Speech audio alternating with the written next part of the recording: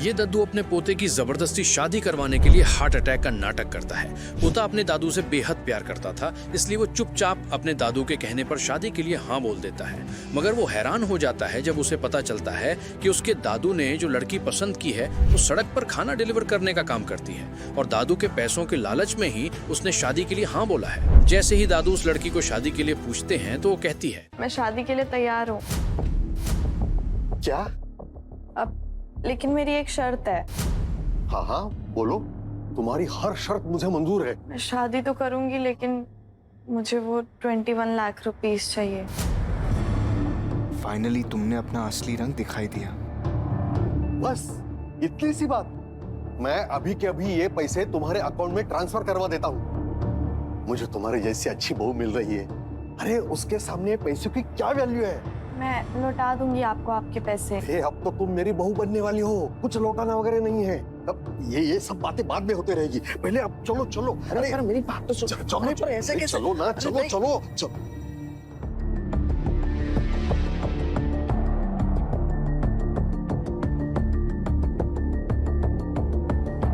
कितनी अजीब बात है, कभी सोचा नहीं था कि एक अनजान आदमी से ऐसे शादी कर बैठूंगी। मुबारक हो बच्चों, मुबारक हो। सच कहूं, तुम दोनों बहुत ही क्यूट लग रहे हो। आज मैं बहुत ही खुश हूं। और तुम तनिष्का, तुम्हारी जिम्मेदारी है, इसका ठीक से ध्यान रखना, वरना। अरे मैं इसका ध्यान रखूंगा, प्रॉमिस, आपकी कसम। हाँ दादाजी, आप टेंशन मत लीजिए, हम बहुत खुश रहेंगे एक साथ।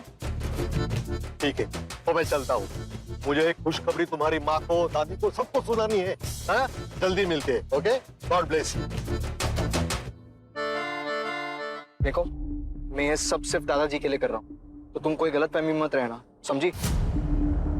अपना नंबर मुझे दे दो। नंबर? अरे अब हम दोनों की शादी हो चुकी है ना, तो तुम्हारा नंबर मेरे पास होना चाहिए।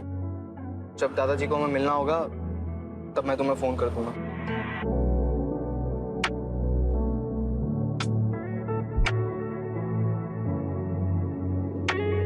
सुनो तनिष्का, मैंने कहा ना, मेरे पास कुछ नहीं है तुम्हें देने के लिए। अब वो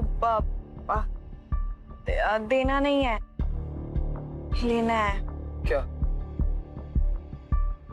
ये क्या है? इस स्टैम्प पेपर में मैंने अपनी माँ का घर तुम्हारे नाम कर दिया है। वो तुम्हारे दादाजी को डिमेंशिया है ना, और तुम लोगों ने बिना सोचे मेरी मदद कर दी। तुमने अपने दादाजी को रोका भी नहीं, लेकिन मेरी भी मजबूरी थी, इसलिए मुझे पैसे लेने पड़े। लेकिन मैं वादा करती हूँ, मैं तुम्हारे एक एक पैसे लौटा दूंगी, पक्का। तनिष्का, ये ढोंग बंद करो। मुझे पता है कोई पैसे वैसे नहीं मिलने वाले। नहीं नहीं, मम्मी कसम, मैं सारे पैसे लौटा दूंगी। मेरी अभी जॉब लग जाएगी, मैं तुम्हारे सारे पैसे लौटा दूंगी। देखो, दादाजी चले गए हैं तो तुम नॉर्मल हो सकती हो। ये ढोंग करने का, ये फेक बनने की जरूरत नहीं है। It's fine. नहीं, सीरियसली, मैं तुम्हारे एक एक पैसे लौटा दूंगी, पक्का। और साथ में एक्स्ट्रा इंटरेस्ट भी दूंगी, आई प्रॉमिस। लगता है मैंने इसके बारे में जो सोचा था, ये लड़की वैसी नहीं है। Mister Raichand, mister Raichand.